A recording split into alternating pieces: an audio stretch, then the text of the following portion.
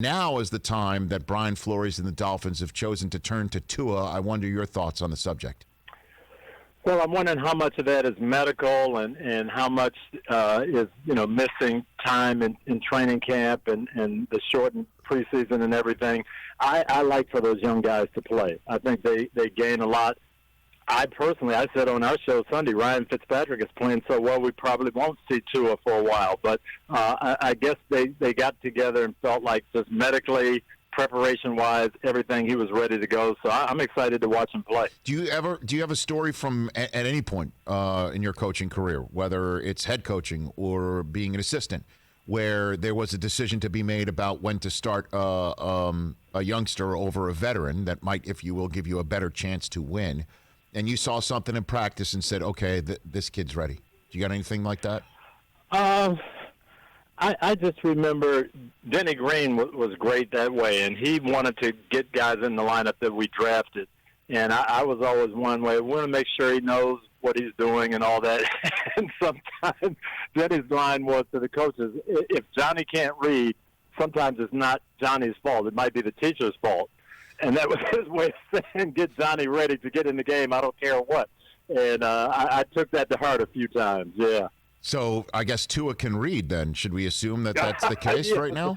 I think Brian Flores may have said, hey, teacher, he needs to have some A's on his report card. Now, I don't know what the problem is, but let's get him in there. But I think, he's going to just get better and better. And just talking to Peyton, how much he learned his first year from playing. And it was a 3-13 year with a ton of interceptions, but down the road it paid off. Yeah, I know. Marshall Faulk tells a story a lot about Peyton Manning because, Marshall was his running back. The running back. First year. He had a front row seat for all 27 of the interceptions that Peyton threw as a rookie.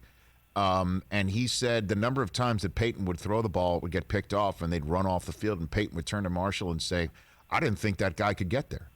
And Marshall just let him say that a few times until about a few weeks into the season. He basically said, Peyton, this isn't the SEC, this is the NFL. Yeah. Everyone can get there. They can all get there. They can get there. Yes. And so I guess the learning curve for Tua might be steep, even though he's coming from the SEC just like Peyton.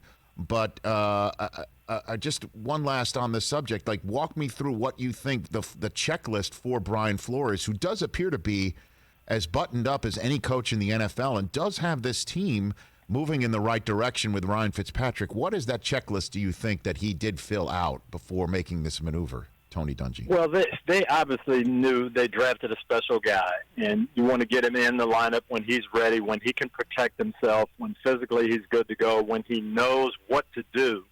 And I think all of that came into play. I mean, we've seen Joe Burrow. Joe Burrow was phenomenal last year. And what are they, 1-5 or 5-1, something like that? He's thrown interceptions at the wrong time, but he's going to learn from all that. And so I think you want your quarterback to go through that. You don't want him to get mentally scarred. You don't want him to get physically banged up. So I think that was probably it more than anything with Tua. Does he really know our offense? Is he ready that way? And then physically, does he feel good about protecting himself? And if he does, let's put him in the lineup. And obviously Ryan's been there, done that. He's been told many times in his career, we're going with the younger kid, I'm sure. But how do you handle that? Because he is so popular in that locker room. And you did see when Tua got out there at the very end of the game for a cup of coffee against the Jets, he was getting whichever fans that were in the stadium up on their feet. So how does the Ryan Fitzpatrick part of this equation get handled, if you will, Tony? Well, he handled it like a pro, and he'll do it that way. But the question is, hey, we're 3-3. We're sitting there. Could we possibly get to 8-8 or 9-7? And could that get us in the playoffs? It'd be a nice way to roll if we could.